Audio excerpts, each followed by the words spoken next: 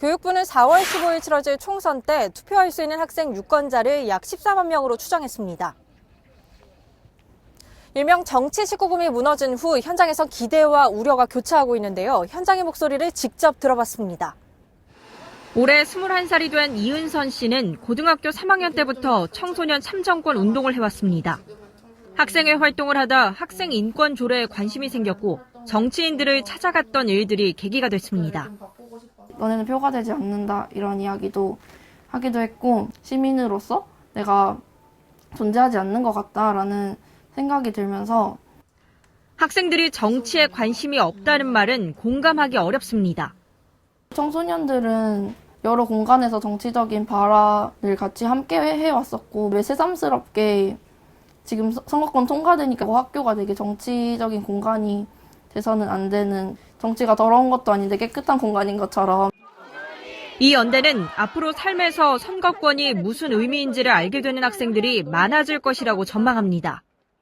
어려서부터 민주주의를 경험하고 주권자로서의 권한을 행사하면서 길러지는 것이죠. 자신의 목소리로 정치에 발언하고 변화를 기대할 수 있다. 이게 민주주의의 핵심이잖아요. 선거법이 이미 국회를 통과했는데도 교원단체 간 이견은 여전합니다. OECD 국가 중에서 가장 늦게 선거권 연령이 하향된 부분이거든요. 시대적 과제로 떠오른 민주시민 교육을 강화할 수 있는 아주 좋은 기회라고 생각하고 정치에 대한 불신을 감소시키는 데 도움이 될 수 있다는 기대감도 있습니다.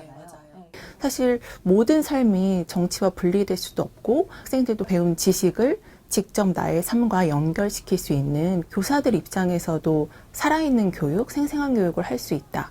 또 그런 또 기대도 있는 것이고요. 반면 한국교원단체 총연합회는 정치 공방이나 이념 다툼이 학교 안에까지 침투하는 것에 우려를 나타냅니다. 학생들의 학습권도 침해받을 수 있다는 판단입니다.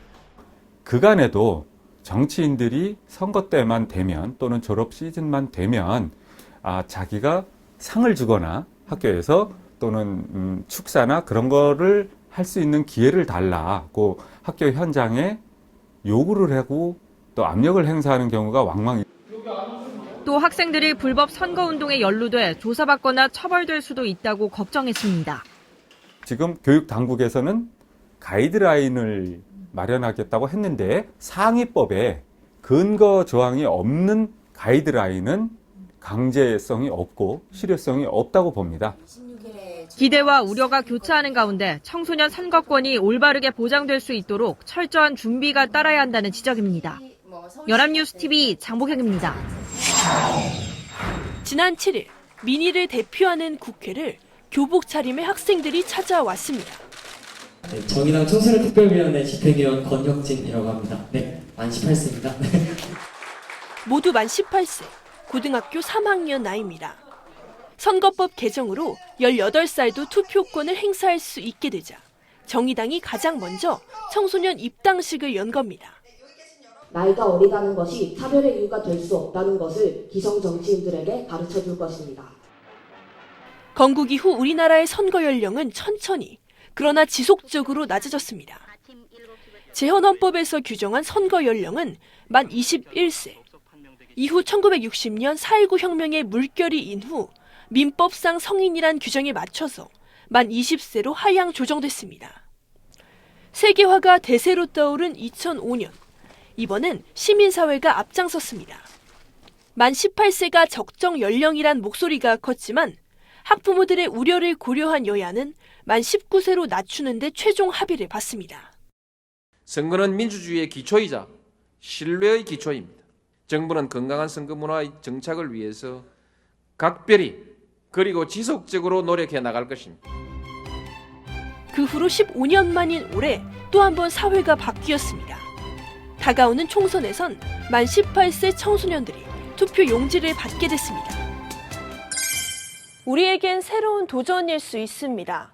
그러나 국제사회의 시각으로 봤을 때는 이제 막 평균을 맞춘 수준입니다. OECD는 물론 세계에서 선거 연령이 19세였던 나라는 우리나라가 유일했습니다. 세계 90%의 선거 연령은 만 18세 이하입니다. 오스트리아와 쿠바 같은 경우에는 선거 연령이 16세입니다. 심지어 북한조차도 17세로 연령 기준을 설정해 놓았습니다. 선거 연령 하향은 이미 되돌릴 수 없는 흐름이 됐습니다. 찬반 공방은 뒤로 하고 아이들이 어릴 때부터 체계적인 유권자 교육을 받게 해야 한다는 게 전문가들의 조언입니다. 연합뉴스TV 강민경입니다. 4.15 총선에서는 2002년 4월 16일 이전에 출생한 고3 학생 약 14만 명이 투표할 수 있습니다. 이를 위해 교육부는 전국 시도교육청과 공동추진단을 꾸리고 선거 교육에 나섭니다. 3월 개학 전인 다음 달 말까지 교과 시간과 체험활동 시간에 활용할 학습 자료를 보급할 계획입니다. 고3 유권자들은 투표뿐 아니라 선거운동도 할 수 있어 선거운동 가이드라인도 마련해 안내하기로 했습니다. 기존에 있는 교육과정 내용들을 중심으로 해서 보충 자료를 개발해서 학교에다 보급하겠다. 학교 현장에서 필요한 그런 어떤 문의 같은 것도 선거관리위원회 해석을 들을 수 있도록 합니다. 서울시 교육청의 경우 우선 40개 학교를 선정해 총선 모의선거 학습을 진행할 방침입니다. 모의선거 교육 경험이 있는 징검다리 교육 공동체에 위탁하기로 했습니다. 지금은 투표권이 없지만 미래 유권자인 초등학생과 중학생에게도 정당 공약을 분석하고 모의투표를 하게끔 할 계획입니다.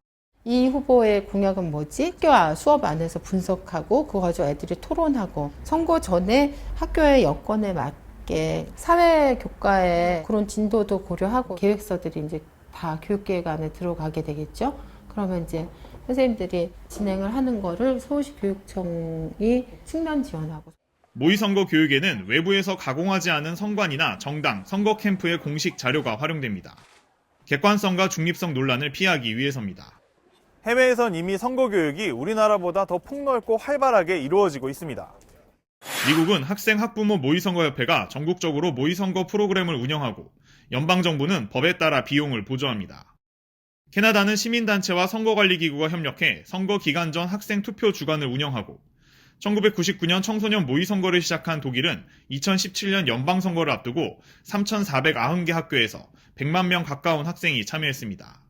해외 사례들을 살펴보면 실제로 지역사회에서 혹은 공동체에서 선거를 통해 선출된 당선인이 어떤 역할을 하게 되고 거기에 또 유권자로서 나는 어떤 식으로 기여를 하거나 영향을 받게 되는가를 좀 더 구체적으로 살펴보고 선거 연령 인하를 계기로 본격화하는 선거 교육이 능동적이고 합리적인 시민 양성으로까지 이어질지 주목됩니다. 연합뉴스TV 김지수입니다.